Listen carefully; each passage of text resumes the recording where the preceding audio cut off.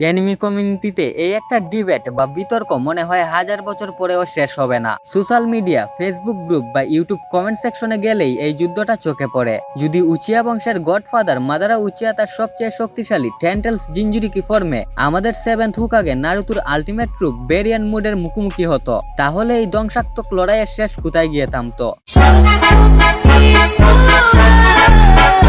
আজ আমরা কোনো হাইপ বা মন গড়া কথা না বলে দুজনের রিয়েল পাওয়ার, স্পিড, ডিফেন্স, যুদ্ধ করার বুদ্ধি আর সবচেয়ে বড় কথা কার কি হ্যাক্স বা স্পেশাল এবিলিটি আছে সেগুলো একদম লজিক্যালি এবং নিখুঁতভাবে তুলনা করে দেখব। ভিডিওটা একটু স্কিপ না করে শেষ পর্যন্ত দেখো, কারণ এই অ্যানালাইসিসটা দেখার পর তোমাদের চেনা অনেক সমীকরণ উলটপালট হয়ে যেতে পারে। সো ভিডিওটা অনেক বেশি ইন্টারেস্টিং হতে যাচ্ছে, তাই এখনই ভিডিওতে লাইক করে চ্যানেলটি সাবস্ক্রাইব করে দাও। তো স্বাগত জানাই এনিমি আড্ডার আরো একটি এপিসোডে। শুরুতেই কথা বলা যাক মাদারা উচিহাকে নিয়ে। মাদারা যখন 3-eyed জুবি ফর্মে পৌঁছায়, সে কিন্তু তখন আর সাধারণ মানুষের কাতারে বা সাধারণ কোনো নিনজা ছিল না। সে তখন অলমোস্ট একটা টেল বিস্টের চেয়েও পাওয়ারফুল হয়ে যায়। এই ফর্মে তার কাছে যে পাওয়ারগুলো ছিল তার রীতিমতো মাথা নষ্ট করার মতো। ইনফিনিট রিজেনারেশন ও অমরত্ব। মাদারার এই ফর্মের সবচেয়ে বড় প্লাস পয়েন্ট ছিল তার হিলিং পাওয়ার। মাইট গাই যখন 8 গেটস ওপেন করে তার জীবনের সবচেয়ে ডেডলি অ্যাটাক নাইট গাইট মেরেছিল, তখন মাদারার শরীরের অর্ধেক অংশ পুরো উড়ে গিয়েছিল, কিন্তু মাত্র কয়েক সেকেন্ডের মধ্যে সে আবারও পুরো বডি রিকভার বা পুনর্গঠন করে ফেলেছিল। এর মানে হলো তাকে ফিজিক্যাল ড্যামেজ বা মারপিট করে মেরে ফেলা অসম্ভব বললেই চলে।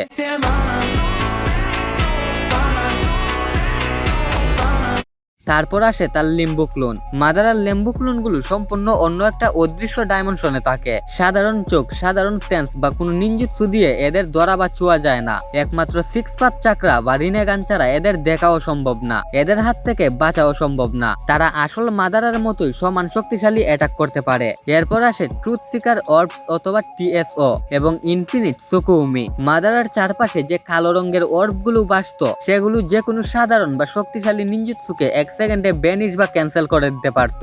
এর একটা ছোঁয়া লাগলে যে কোনো নর্মাল মানুষের শরীর ছাই হয়ে যেত। আর তার উপর তো ইনফিনিট সুকুউমির মতো পুরো পৃথিবীকে হিপনোটাইজ করার ক্ষমতা তো ছিলই। সহজ কথায় জুবি মাদারা হলো অফুরন্ত চাকরা, অমর শরীর, অসাধারণ লেভেল ডিফেন্স আর রিনেগানের এক মারাত্মক কম্বিনেশন।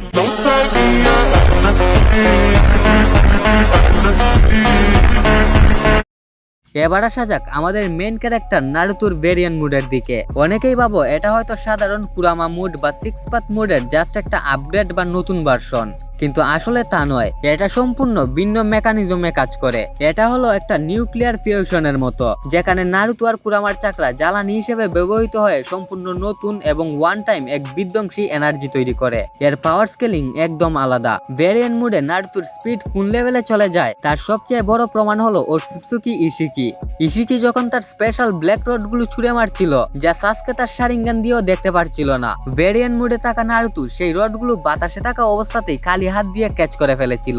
এই স্পিডের সামনে মাদারার রিয়াকশন টাইম থমকে যেতে বাধ্য। তারপর আসে তার লাইফ ড্রেন ইফেক্ট, সবচেয়ে বিপজ্জনক হ্যাক।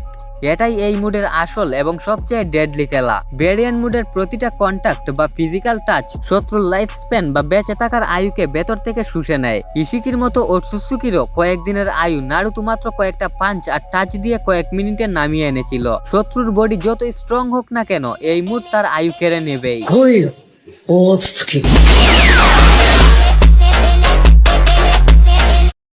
তাহলে ভাই এই দুই মনস্টার যদি পিওর ফেস অফে মুখোমুখি হয়, তাহলে লড়াইটা আসলে কেমন হবে? লড়াইয়ের একদম শুরু থেকেই নারুতোর স্পিড আর র স্ট্রেংথ হবে মাদারার কল্পনার বাইরে। মাদারা যদি তার লেম্বু ক্লোনস দিয়ে নারুতোকে ঘেরাও করতে যায়, নারুতোর 6 পাত সেন্সিং আর ভেরিয়ান মুডের স্পিডের কারণে সেই ক্লোনগুলো কোনো পাত্তাই পাবে না। মাদারার ট্রুথ সিকার অর্বস নারুতোকে ছোঁয়ার আগেই নারুতো মাদারার গার্ড ভেঙে ভেতরে ঢুকে যাবে। এখানে মাদারা একটা বড় ধাক্কা খাবে। মাদারা ভাববে সে তো অমর, নারুতো তাকে যতই মারুক সে তো আবারও হিল করে ফেলবে, যেমনটা সে গায়ের সাথে করেছিল। কিন্তু টুইস্টটা এখানেই, নারুতো যখন একের পর এক পাঞ্চ মাদারার গায়ে ল্যান্ড করবে, তখন কাজ করবে ভেরিয়ান মুডের লাইফ ড্রেন ইফেক্ট। মাদারার বডি হয়তো বাইরে থেকে রিকভার বা হিল করবে, কিন্তু তার ভেতরের আসল লাইফ ফোর্স বা বাঁচার আয়ু সেকেন্ডের মধ্যে কমতে শুরু করবে। মাদারার অমরত্বকে কাউন্টার করার জন্য এই একটা জিনিসই যথেষ্ট।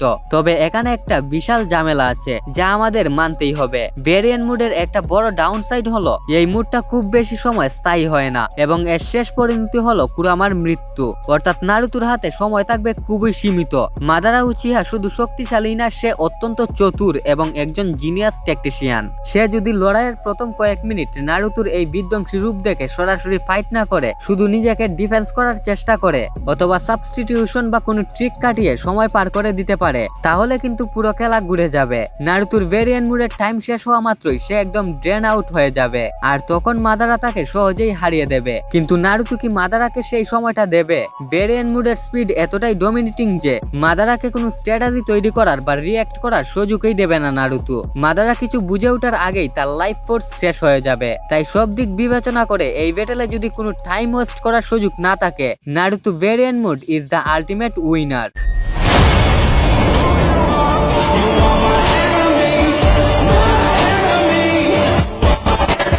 তো এটাই ছিল আজকের ভিডিও। তোমাদের কি মনে হয়, জুবি মাদারা কি পারতো নারুতোর এই অসাধারণ লেভেল স্পিড আর লাইফ ব্রেন ইফেক্টকে সার্ভাইভ করতে, নাকি মাদারার ব্রেন আর ট্যাকটিক্স এর কাছে নারুতো শেষ পর্যন্ত হেরে যেত? তোমাদের মতামত অবশ্যই কমেন্টে জানাও, আমি প্রতিটা কমেন্টই পড়ব। আর ভিডিওটা ভালো লাগলে লাইক দিয়ে চ্যানেলটি সাবস্ক্রাইব করে রেখো। দেখা হবে পরের ভিডিওতে। So guys, catch you in the next video and আল্লাহ হাফেজ।